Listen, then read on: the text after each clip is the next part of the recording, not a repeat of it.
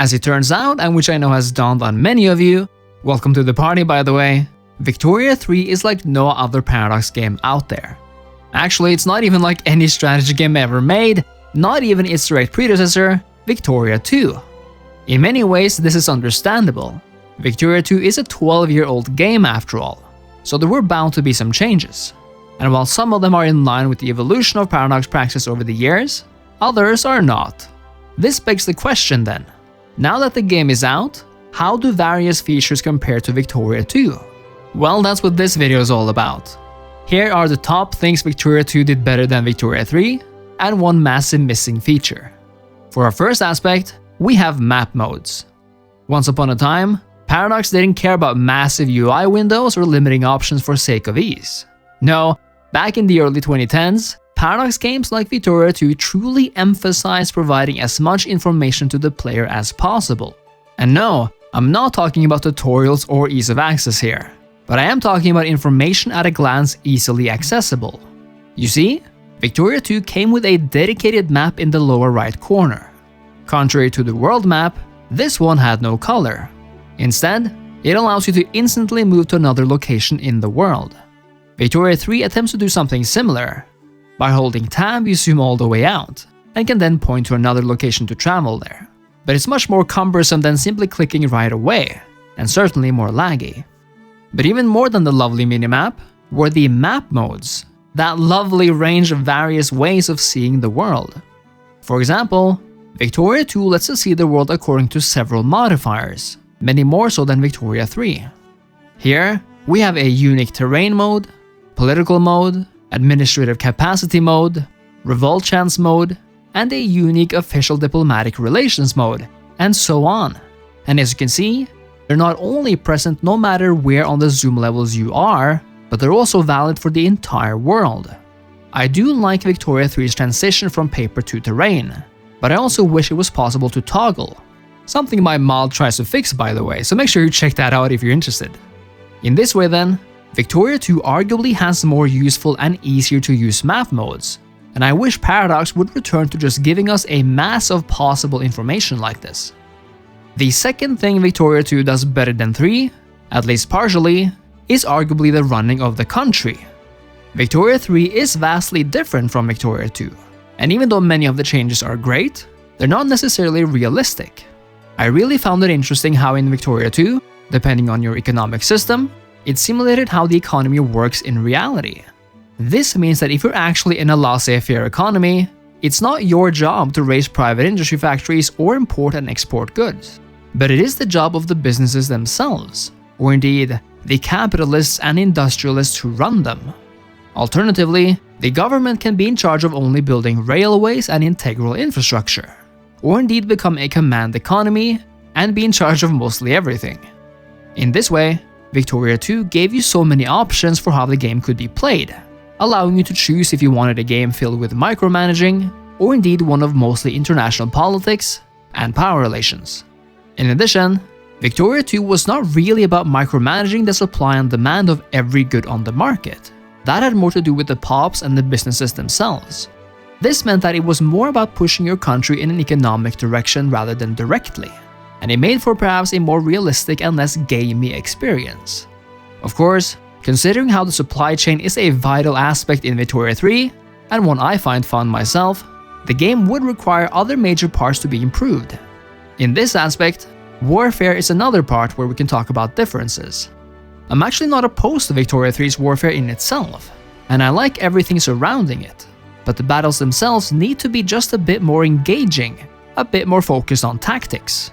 Right now, warfare in Victoria 2 can be fun in the sense that you actually have to pay attention to moving armies around, but chasing down armies is a downside of the Paradox pastime after all, and not particularly epic at all. Therefore, I think a simplified version of Hearts of Iron warfare would be ideal here, as this would make the non-commercial part of Victoria 3 a lot more fun and engaging. This leads us into the next thing which would have to be achieved for a more rounded experience. I really think the concept of spheres of influence was quite fun in Victoria 2. In fact, I thought it was the single most unique mechanic of that game, and especially in terms of what made it stand out from the likes of Crusader Kings 2 or EU4 at the time. Indeed, No other Paradox game have spheres of influence in the same way. Now, it's an obvious matter of fact that Victoria 3 has taken inspiration from spheres of influence in terms of its many diplomatic subject relations, but these must all be implemented through diplomatic plays. Alternatively, the market is the sphere of influence in Victoria 3, but in reality they're not the same thing at all. I'd love a revamp of the system, which did not mean sharing a market, making it more of a strong diplomatic relationship, which made the target country much more likely to accept your offers, actions, demands, and perhaps even open their market to you exclusively, kinda like a treaty port, while it affected other powers' abilities in the region negatively. In a sense, a bit like a non-colonial colony. And finally, even though it wasn't completely implemented in Victoria 2, there's one massive aspect I find Victoria 3 is straight up missing. And this time, I'm not talking about battles. I'm talking about the concert of Europe, essentially peace conferences. After the Napoleonic War, great powers sometimes came together to dictate terms of peace treaties, such as the concerts of Vienna and Berlin. In a time of massive globe-spanning empires, where interests often clash, as we can see even in the interest mechanic in this very game, powers would sometimes come together before and after wars, both to prevent future wars and to bring a balance of power back to the table. As it stands right now, Victoria 3 actually has quite the underwhelming peace treaties. In fact, I'm stunned it's not a part of the diplomatic play already. Diplomatic plays obviously try to emulate something like a conference, where powers are drawn to sides and where it's possible to back down before a war. But that's basically it, and once a war happens, there's nothing new here. In essence, what could have been, and what I hope becomes in the future, is such a concert system. For example, we could have a system where one great power demands exclusive hegemony in one or more strategic regions. This would not have to be as serious as a diplomatic play, but if it goes wrong, it could severely damage relations and heighten tensions, or perhaps even lead to war if an option to threaten war was implemented. In fact, it could be much more of a negotiation, having one power allowing another exclusive interest, while demanding one in return. This is kind of what actually happened during the Scramble for Africa, but I think it could be used all over the world, as declaring an interest is not nearly as awesome as demanding exclusive influence. I think this would have several awesome side effects. First, it could make great power wars in certain regions less likely, meaning most wars would not risk having everyone ganging up on everyone else. Of course, having such an exclusive region would not be a given, as other powers would have to diplomatically agree to or challenge them.